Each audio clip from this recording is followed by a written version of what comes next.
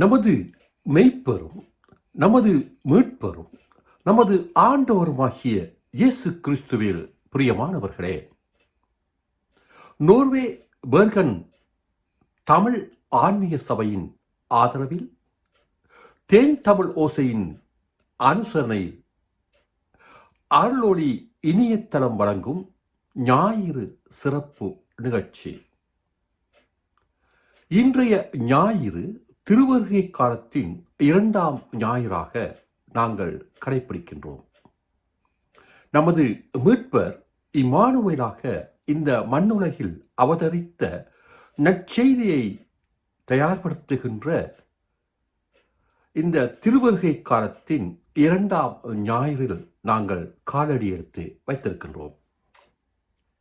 இந்த 2ஆம் ஞாயிறினுடைய வாசகங்கள் அனைத்துமே சமூக நீதி, சமத்துவம், சகோதரத்துவம் என்ற 3 அடிப்படை காரணிகளை வைத்து இன்றைய திருவருகை காலத்தின் 2ஆம் ஞாயிற்றின் ஒவ்வொரு வாசகங்களும் அமைந்திருக்கின்றன. உண்மையிலே எங்களுடைய இலங்கை திருநாட்டினுடைய அமைதிக்கும் சமாதானத்துக்கும் சகோதரத்துவத்துக்கும் இந்த வாசகங்கள் மிகவும் பொருத்தமாக அமைகின்றது. அதுவும் இந்த கால நிலத்தில் மீட்பரினுடைய பிறப்புக்காக நாங்கள் ஆயத்தப்படுத்துகின்ற இந்த வேளையிலே நாம் ஒவ்வொருவரும் நமது தாய் திருநாடாம் இலங்கையிலே சமாதானமும் சமூக நீதியும் சமத்துவமும் உருவாகுவதற்காக நாம் நம்மை ஆயத்தப்படுத்த வேண்டிய காலகட்டத்தில் இருக்கின்றோம். குறிப்பாக தமிழராகிய நமக்கு மிக பாரியதொரு பொறுப்பு சுமத்தப்பட்டிருக்கின்றது. சமூக நீதியில்தான் அமைதியும் சந்தோஷமும் தீர்வுகளும் இருக்கின்றது என்பதை நாம் மறந்துவிடக் கூடாது. சத்திய வசனம் திட்டத் தெளிவாக சொல்கின்றது, முதலில் நீதியை தேடுங்கள், பின்பு உங்களுக்கு அனைத்தும் கொடுக்கப்படும் என்று இம்மானுவேலாகிய நமது மீட்பர் பறைசாற்றி சென்றிருக்கின்றார். இந்த காலகட்டத்திலே இலங்கையிலே இனவாதத்தினால் தூண்டப்பட்டு கொடிய போர்களை நாங்கள் சந்தித்திருக்கின்றோம். மொத்தத்தில் அனைத்து இலங்கை மக்களுக்குமே இது ஒரு பாதகமாக அமைந்திருக்கின்றது. அபிவிருத்தியை பின்தள்ள வைத்திருக்கின்றது. சில இன அரசியல்வாதிகளுடைய தவறான அதிகார கைப்பற்றுதலினால் இப்படியான பிரச்சனைகள் இலங்கையிலே உருவாகி இருக்கின்றது. இது அனைத்து தரப்பினரையும் பாதித்திருக்கின்றது. வெறுமனே இனவாதத்தை இனவாதத்தினால் தீர்க்க முடியும் என்கிறது அபத்தம், சுத்த அபத்தம். தமிழராகிய நாம் தமிழ் தேசியத்தை தூக்கி பிடிப்பதனால் நாம் இனப்பிரச்சனைக்கு தீர்வு கண்டு விடலாம் என்கின்ற சில அரசியல்வாதிகளுடைய அணுகுமுறைகள் தவறானது. அதுபோலவேதான் முஸ்லிம் மக்களும் முஸ்லிம் மதவாதத்தை முன்வைத்து நிறுத்துவதனால் இந்த பிரச்சனைகளுக்கு தீர்வு காணலாம் என்பதும் சுத்த அபத்தமானது. அதுபோலவே சிங்கள இனவாதிகளும் அரசியல்வாதிகளும் அதிகாரத்தை கைப்பற்றுவதற்காக இனவாதத்தை தூண்டுவது அபத்தம், பேர் அழிவுக்கு காரணமாயிருக்கின்றது. எனவே இலங்கையிலே உண்மையான சமாதானம், சமத்துவம், சகோதரத்துவம் வர வேண்டுமானால் நாம் என்ன பண்ண வேண்டும்? சமூக நீதியை நாங்கள் முதலிலே அணுக வேண்டும். சகோதரத்துவமாக வாழ வேண்டிய ஒரு சூழ்நிலையை நாங்கள் உருவாக்க வேண்டும். சமத்துவத்தை நிலைநிறுத்துகின்ற ஒரு அரசியல் கலாச்சாரத்தை நாங்கள் உருவாக்க வேண்டும்.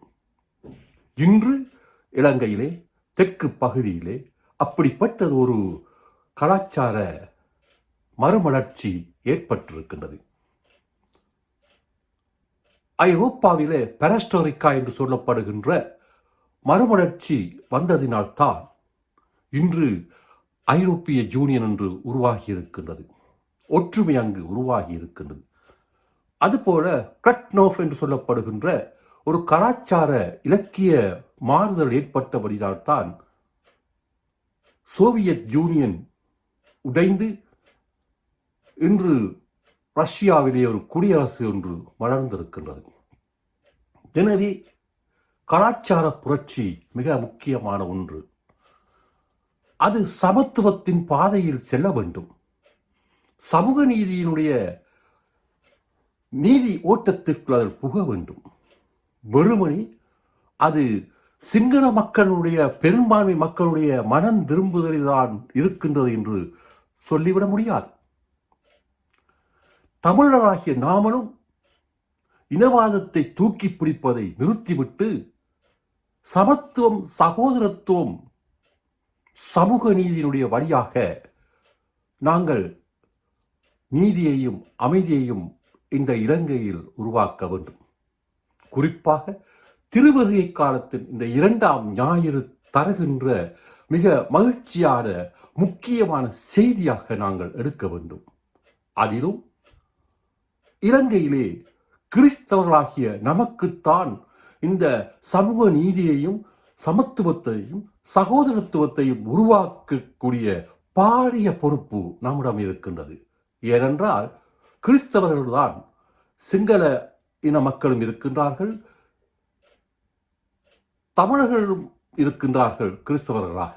எனவே அவர்கள் முன்னோடியாக வாழ வேண்டும். இலங்கையிலே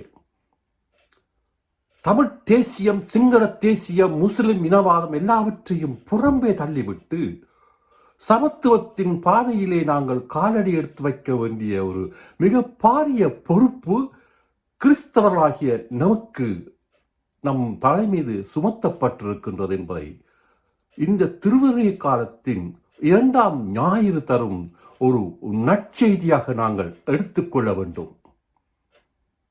எனவே நாம் எம்முடைய இம்மானுவலாகிய மானுட ஆண்டவர் நம் இதயங்களிலும் உள்ளங்களிலும் சிந்தனைகளிலும் பிறக்க வேண்டும், அதற்கான கதவுகளை திறந்து வைக்க வேண்டும் என்று இந்த திருவருகை காலத்திலே நாம் சிந்தனை செய்வோம். அத்தோடு அடுத்து வரும் 3ஆம் திருவருகை கால ஞாயிறிலே உங்கள் அனைவரையும் சந்திக்கும் வரை உங்கள் அனைவரிடம் இருந்தும் இங்கிதமான வாழ்த்துக்களையும் எல்லாம் வல்ல இறைவனின் ஆசிரும் உங்களுக்கு கிட்டும்படியாக கூறிக்கொண்டு அடுத்து வரும் ஞாயிறு நிகழ்ச்சியிலே உங்கள் அனைவரையும் சந்திக்கும் வரை அன்பு வணக்கம் கூறி விடைபெறுவது உங்கள் அன்பு சோதரன் பேசாலை தாஸ். வணக்கம் நேயர்களே.